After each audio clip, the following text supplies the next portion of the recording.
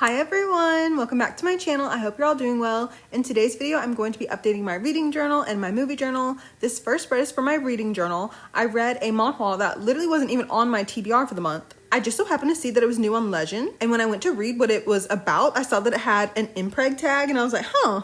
And so I clicked on the first chapter just to see how I'd like it, and I was like, oh, I have to read this whole thing. And also, it's a short manhwa. I think it was 10 chapters long. Of course, the good ones are always short. So this is called Baby We Need to Talk, and it's an omegaverse manhwa. The two main characters are named Doha and Jiho. Jiho is an omega, and Doha is an alpha, and they're childhood friends. And so like even once they found out that they were alpha and omega, nothing really changed about them or between them. Jiho was just like, what? My mom told me to stay away from alphas. Like, who's gonna help me win my video game now? Like they were still very much so friends. This story is set during their adulthood, and I actually really liked how Jiho was not like a frail omega. Like a lot of times they're like sickly. Like he wasn't like that at all. He was actually a PE teacher. Like he was perfectly normal and healthy. And also in any romance in general, I really like when the two main characters are like of equal playing fields, if that makes sense. Like no matter what sort of romance it is, like I think that's why I don't love an age gap. I don't love like a wealth gap. Like I don't want someone to be a billionaire and someone to be working at McDonald's, you know? So anyway, in this story, Doha forgets, or no, he doesn't forget. He gave the last of his rut supplements, suppressants, not supplements, to like a coworker, an intern or something like that at his company. He's an office worker. And so he's like, oh no. And so like he makes it home, and Jiho comes over to visit, and he finds Doha like passed out, and he's like, oh my god, like the pheromones in here, like this idiot. And so he's just like trying to take him to bed so, you know, he can sleep it off, whatever. And Doha kind of starts making a move, and Jiho's like, hey, do you know who I am? And he's like, yeah, of course, like you're Jiho. And he's like, all right, but if you regret this in the morning, like don't tell me about it. And I was like, oh, that's in the first chapter. And I was like, oh, excellent. Because a lot of times when there is any sort of rut or heat involved, like it's not very consensual. But in this one, I was like, oh, they both want this to happen. Great. And so then the story kind of goes back and forth a bit, not fully, but kind of between their childhood, or even if not their childhood, like when they were younger till now. And you start to learn Jiho's feelings. But the main thing in this story is because they had this one night stand, Doha thinks that Jiho is acting really suspiciously, and he thinks he's acting suspiciously because he thinks that Jiho is pregnant and hiding it from him. He thinks that this one night stand has led to a pregnancy, and Jiho is just not telling him about it. And Doha's like,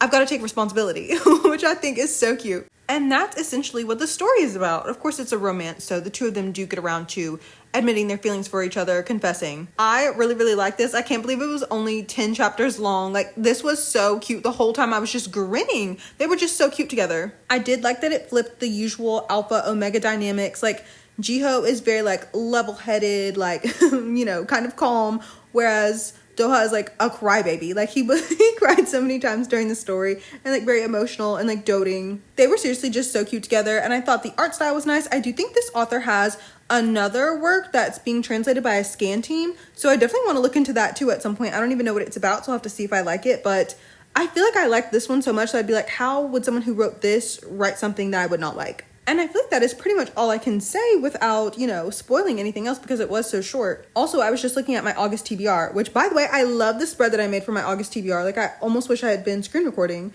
while I was making it because I love how it turned out. I really love the colors. You'll see that later in the video, of course. But I was just looking at it and I was like, you know, I did not put very many things on my TBR for this month. I had a longer TBR, but I cut it down because, as I told you, like, I haven't been in the mood to read, really. So I wanted to leave room in case there was anything else that came up, like this manhwa that I loved. Like, I wanted to give myself some time and some space in case there's anything else that I want to get to. And also, it's not the end of the world if I don't get everything on my TBR read. Like, I will literally just carry it over to next year. Like, it's fine. But, you know, it's still August. It's still summer. Definitely, it's still so hot. So there's still some more, like, summery things to be read. And so I'm excited to get to those as well. But if you are looking for a cute, short manhwa, then you gotta read Baby We Need to Talk. Like, it was just so fun.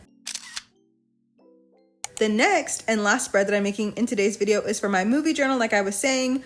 This spread is for the movie Leviticus. You know, this year, like, indie horror movies have been having their moment, right? Like Backrooms, then Obsession. I thought about watching Obsession because it's on Peacock, but I don't know. You know me. I'm scared of everything. Like, I'm not a horror movie person. Like, I can't do it. Like, I get too scared too easily. However, as happy as I am, you know, for the success of these filmmakers that are making these small indie movies, like, I was just like, hey, so where's all the hype for Leviticus? Like, I've seen so many tweets about Backrooms. Is it the Backrooms or just Backrooms? But I was like, all this hype, you know, and like, I've seen so many discussions about obsession and like men not understanding it per usual. And I was like, why isn't anyone talking about Leviticus? Maybe everyone has not had enough time. Maybe it was not showing in enough theaters. I don't know, but I just feel like it's gotten buried under these other two like way more popular movies. So I was like, I will take one for the team and watch it. So Leviticus is a scary movie. It's about these two teenage boys who live in this seemingly like small, like it looks pretty rural town in Australia. One is named Ryan and one is named Name. I thought his name was Nate for a while, but it's Name. And Name is newer in town. His mom, who's played by Mia, I wish I knew how to pronounce her last name, but you know, she was in Alice in Wonderland. She was the Alice. You've brought the wrong Alice. And also Crimson Peak, another scary movie that I, for some reason, watched for no reason. And she is quite religious. Also, she does not seem old enough to have, like, a teenage son, but maybe that was part of it, too. Maybe they wanted to cast an actress that didn't look that old to make it seem like, you know, she was probably, like, a young single mom. She's a single mom currently. It's like, you know, maybe, you know, she had some trials and tribulations. Anyway, and they are in this church. It's a very small church. Like, the congregation, why is it, like, low-key 20 people? That's always sketchy. And the way the movie starts is that Name is hanging out with Ryan. They're in this like abandoned kind of like factory thing, and they're kind of like rustling around, and then suddenly they're kissing. And Name is just like, you're so different at school. And Ryan is like, how am I different at school? Like, tell me. And he's like, you're literally so different at school. Like, everything about you. And it's like, and then suddenly you ask me to hang out. Now, I will say, I'm already getting into a critique of the movie before I've even told you fully what it's about. But I do think that the movie seemed very short. I'm guessing it was 90 minutes long. I don't know, an hour and a half. I don't know. But I do think the very beginning of the movie could have been a little bit more like them. Like, I think there needed to be some sort of like relationship established. Like, you're kind of just like dropped into it. Like, they're already hanging out. I wish I would have seen like what Name was talking about, like the fact that like Ryan ignored him at school but then all of a sudden asked him to hang out, like how weird that was. Like, I wish I could have seen that. I would have liked to have seen, you know, some lingering looks at school or something. That would have been fun. So Name, you know, he likes Ryan and he goes to his house one day, I don't know, I guess just to say, hey, like, what's up? And he sees Ryan kissing the preacher's son. Ooh, the scandal, the tea. And like, of course, like when you're a teenager, like you're gonna get your feelings hurt like really, really badly. And so Name does something he really should not have done, which is he tells the preacher, hey, your son was kissing Ryan. That leads the preacher to bring in this man. I forget what they called him. He was like some sort of healer. He essentially does like an exorcism. Like, that's essentially what he does. You know, they got to pray the gay out of these two young men. They start like convulsing. They're like throwing up, like screaming. Like, it's scary. that alone is scary. And, you know, that's supposed to help them, heal them, you know, remove the thoughts of being gay. What it actually does is unleash an entity up on them, which it appears to you in the form of the person that you desire the most. And so when this happens, Ryan starts seeing Name, of course. And the preacher's son is also still seeing Ryan. And Name, of course, at first does not realize what is going on. And he's trying to make sense of this. And he goes to visit the preacher's son. I believe his name is Hunter. At night, like at his little part-time job.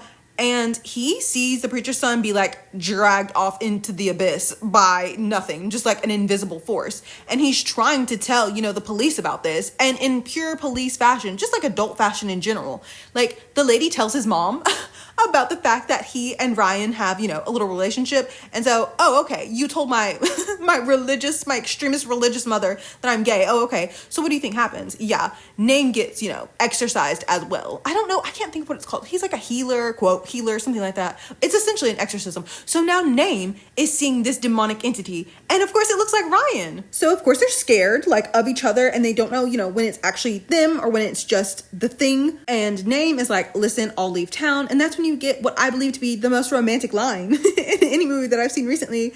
Ryan tells him like, if this demonic entity, this unknowable force of evil is going to follow us around, I don't want it to look like just anyone else. I want it to look like you. Oh, that's so romantic. You want your demon to look like me. And I guess that's all I'll say about the plot. There was definitely a lot of really interesting things, especially like there was a character who seemed like she was going to help them and didn't. And I thought it was interesting how like there was a scene that was pretty scary that had nothing to do with the demonic entity. And it's like, yeah, like actual human violence is pretty scary as well. There was also a scene that I was kind of curious about where not really so much the scene, but like the costuming choices where everyone is wearing black except for Name's mom. Like she's in this like baby pink. I don't know what that meant, but it was so striking that I'm like, that meant something clearly. And also, I personally, I don't know how other people would feel about the ending. I thought it was hopeful because this, I hate to like, this isn't really a spoiler, like kind of, I guess, like the demon, it comes for you when you're alone. And so I thought the messaging of like not being isolated and I guess essentially like choosing love, even though it's still very scary, like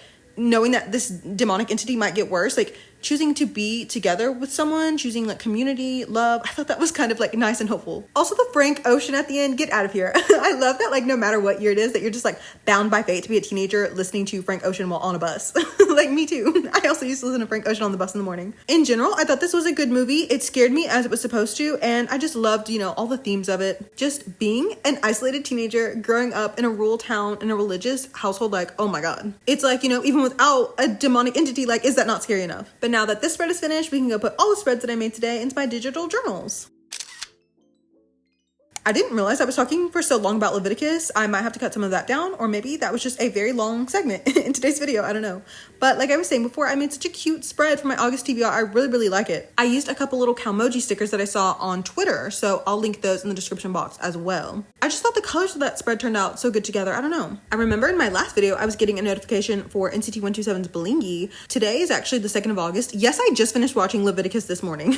Like I had already started making this spread for it yesterday whenever I first started the movie. Anyway, but tomorrow Red Velvet's album comes out. I'm so excited to hear it. Like a summer Red Velvet album. The art direction has just been so beautiful. I've loved everything, especially like the nighttime, like siren sort of look, like, oh my God. So I can't wait for that. Of course, I cannot wait for NCT 127's Blingy either. Like I'm telling you, this combination of NCT 127 members is about to produce something so good. Like the fact that Doyoung is not going to be there to do like the vocals, or did they record lines before they left for the military? I don't know. But I'm just like picturing Jaehyun and Haechan and Yuta just like cutting up on the album, like so excited. And then of course Link Click starts August 14th, season 3 part 1, as we know. Part 1. Oh, also in my last video I was saying that my best friend was going to come over. She did not, but now she's going to come over this week for sure. So I'm still not in the mood for like a social call, but like when someone's bringing you a present. Also, she's bringing me a present other than the Webkins that I'm so excited about. I'll tell you about it when I get it. Thank you so much for watching today's video. Everything I used in today's spreads will be in my Pinterest board. The link to that is in the description box, along with the links to all of my other social media accounts, as well as the links to all of the Google Drive folders for all of my journal deco kits. If you have any questions, please let me know and I'll do my best to answer them. We're in August now, so I hope that everyone's month has gotten off to a good start. I'm excited about all the art that I'm going to get to consume this month. Thank you for listening to me again today. Thank you for hanging out, and I'll see you in the next one. Bye, everyone.